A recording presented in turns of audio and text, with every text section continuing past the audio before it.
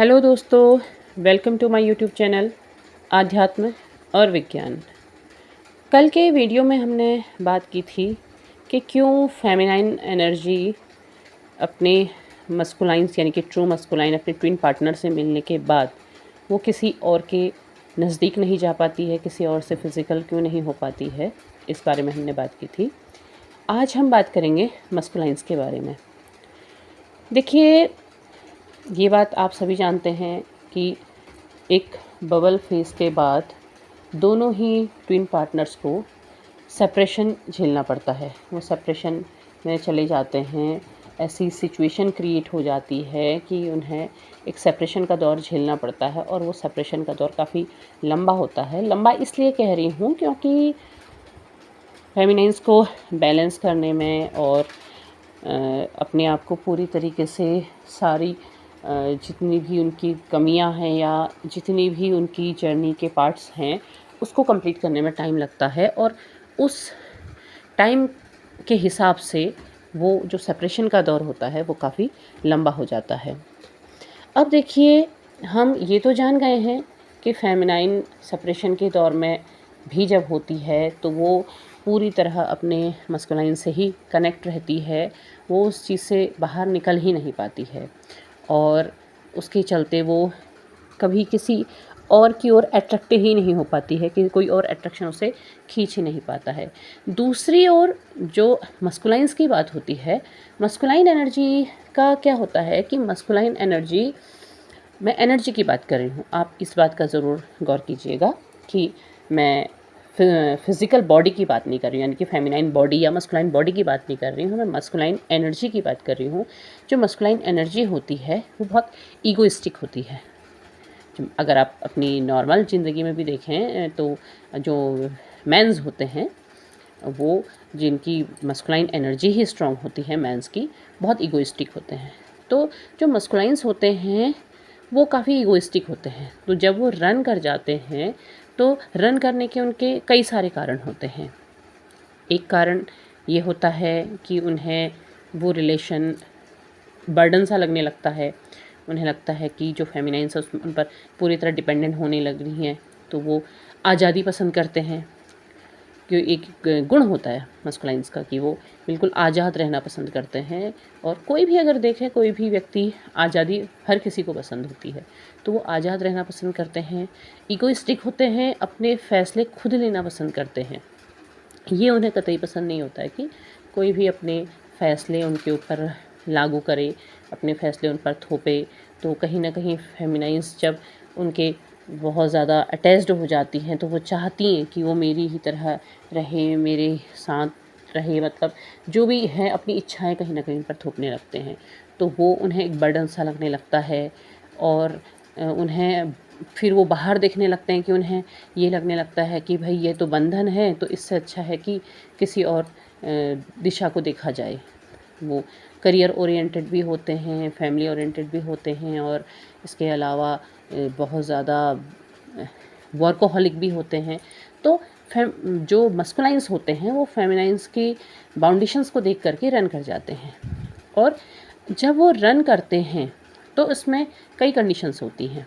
एक कंडीशन ये होती है कि वो आज़ादी जब चाहते हैं तो वो आज़ाद होकर के रहना चाहते हैं, किसी भी बर्डन को नहीं देखना चाहते हैं। लेकिन अब इसमें क्या होता है कि जब सेपरेशन का दौर शुरू होता है वो भाग जाते हैं और इस समय तक उन्हें ट्रू लव का एहसास बहुत अच्छी तरह नहीं होता है। कहना चाहिए कि उन्हें लव का एहसास तो होता है, वो अपने फेमिनाइन के साथ जो पल बिताए होते हैं, जो प्रेम होता है उसको समझते तो हैं, लेकिन वो प्रेम उन्हें कहीं न कहीं एक भार, एक बोझ की तरह लगने लगता है और वो इसीलिए वहाँ से भाग जाते हैं।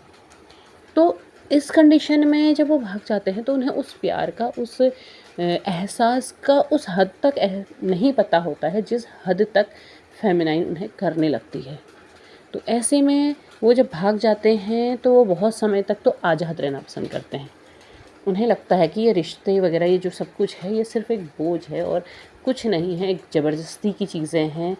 तो लेकिन जब आज़ाद हो जाते हैं, कुछ समय बीत जाता है तो उन्हें वो खिंचाव अपनी ओर खींचने लगता है। उन्हें वो समय याद आने लगता है, वो फ़ील करने लगते हैं उन चीज़ों को, भले ही उन्हें इस बात का एहसास हो या ना हो कि हाँ, वो भी अपने फेमिनाइन से उसी तरीके से अटैच्ड हैं, लेकिन कहीं न कहीं उन्हें वो खिंचाव महसूस होने लगता है। उस खिंचाव के पीछे कई कारण हो सकते हैं, क्योंकि फेमिनाइन जब इतना ज़्यादा याद कर रही होती हैं, इतना ज़्यादा उनके लिए क्रेव कर रही होती हैं, तो लॉ ऑफ अट्रैक्शन भी काम करने लगता है। तो लेकिन इस दूसरा ये होता है कि एक वो खिंचाव वो महसूस कर रहे होते हैं, तब वो क्या करते हैं, वो दूसरी ओर देखने लगते हैं। दूसरी ओर देखने का मतलब है कि वो आसपास किसी और में उस प्यार को ढूँढने लगते हैं। उन्हें लगता है कि नहीं, ज़रूरी थोड़ी है कि इसको, हाँ, इसके साथ इतने समय बिताया है, इस वजह से ये याद आ रही है और इस तरीके की चीज़ें रहती हैं। तो वो दूसरी ओर भागने लगते हैं, दूसरी ओर उस प्रेम को तलाशने लगते हैं और जाते भी हैं। वो दूसरी ओर जाते हैं, वो दूसरी किसी और लड़की में, किसी और में उस प्रेम को ढूँढने लगते हैं। लेकिन होता क्या है कि उनका खिंचाव अपनी ही फेमिनाइन की ओर आता है। वो उसमें उस प्रेम को महसूस ही नहीं कर पाते हैं, या फिर ये कंडीशन हो जाती है कि जिस प्रेम को वो बर्डन समझ के भागे थे, जब वो किसी दूसरे के पास जाते हैं तो उनके सामने आती है टॉक्सिसिटी या कार्मिक, जिसे आप कह सकते हैं। ऐसा रिलेशन उनके सामने आ जाता है, क्योंकि डिवाइन से कनेक्टेड जो रिलेशन होते हैं, जो डिवाइन के थ्रू कनेक्ट होते हैं, वो जब दूसरी ओर भागते हैं तो दूसरी ओर उनके सामने केवल कार्मिक ही आके खड़े होते हैं। वो उस कनेक्शन को पा ही नहीं सकते हैं, क्योंकि वो तो एक दूसरे के साथ बंधे हुए हैं। जब सोल जुड़ी हुई है तो फिर कोई और वही सोल तो हो नहीं सकती है, क्योंकि एक ही सोल के दो पार्ट हुए हैं। तो एक ही सोल जब दो पार्ट में डिवाइड है और वो आमने सामने आ चुकी है, तो किसी और के पास वो चीज़ मिल ही नहीं सकती है। क्योंकि देखिए, फेमिनाइन्स जब ये समझ रही हैं कि हम इस हद तक कनेक्ट हैं और वो अपने उस पार्टनर को पहचान चुकी हैं, तो उनकी सोल को जब किसी और के साथ प्रेम का एहसास हो ही नहीं रहा है, या फिर कोई और अपना प्रेम जता भी रहा है, तो वो उस अटैचमेंट को फील ही नहीं कर पा रही हैं, क्योंकि वो हो ही नहीं सकता है। वो कहीं और कैसे मिलेगा?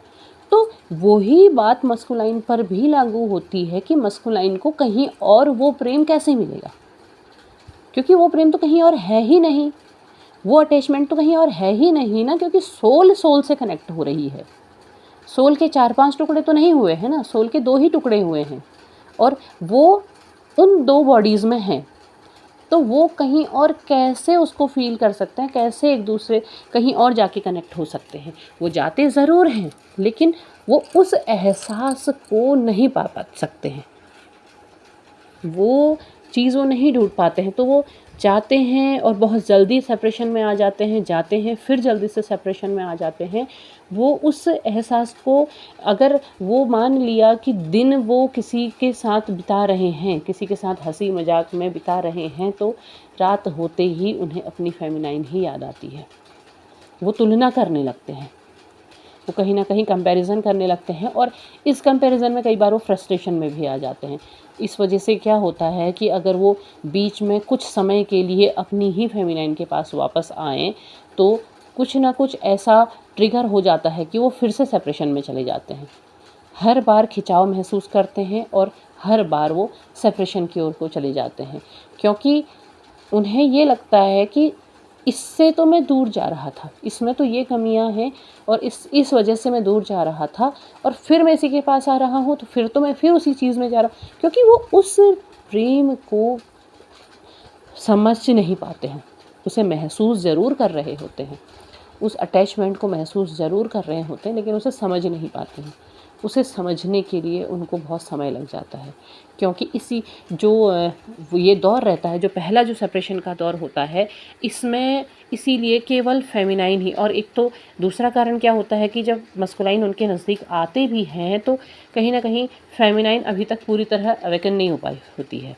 वो बैलेंस कर रही होती है, बैलेंस करने में उसे बहुत समय लगता है, तो वो पूरी तरह अवेकन नहीं हुई होती है, क्योंकि वो अभी भी क्रेव कर रही है, अभी भी वो उसी खिंचाव को महसूस कर रही है, अभी भी वो उसके लिए क्रेव ही कर रही है। तो वो जब वापस आते हैं तो वो उसी सिचुएशन को देखते हैं और वही चीज़ ट्रिगर कर जाती है, दोनों को ट्रिगर करती है, दोनों को ट्रिगर करती है। इसीलिए मस्कुलाइन रन कर जाते हैं और इसीलिए फेमिनाइन एंजाइटी और दूसरी प्रॉब्लम्स को फेस करती है। तो वो ये दौर चलता रहता है और इसीलिए वो एहसास उनके अंदर होते हुए भी वो समझ नहीं पाते हैं। उन्हें लगता तो है कि कुछ है, कोई खिंचाव तो है, लेकिन ये ही वो अनकंडीशनल लव है जो उनको मिलना है, वो इस चीज़ को नहीं पहचान पाते हैं और इसीलिए वो बार बार उस सेपरेशन को झेलते हैं। और ये दौर, जब फर्स्ट सेपरेशन का दौर जब फेमिनाइन अपना कंप्लीट करती है, उसके बाद अगर मिलते भी हैं तो उसके बाद मस्कुलाइन को उस ट्रू लव का एहसास होता है, उस अनकंडीशनल लव को वो तब पहचान पाते हैं और उसके बाद शुरू होता है मेजर सेपरेशन का दौर। उस मेजर सेपरेशन के दौर में उन्हें इस चीज़ का पता चलता है।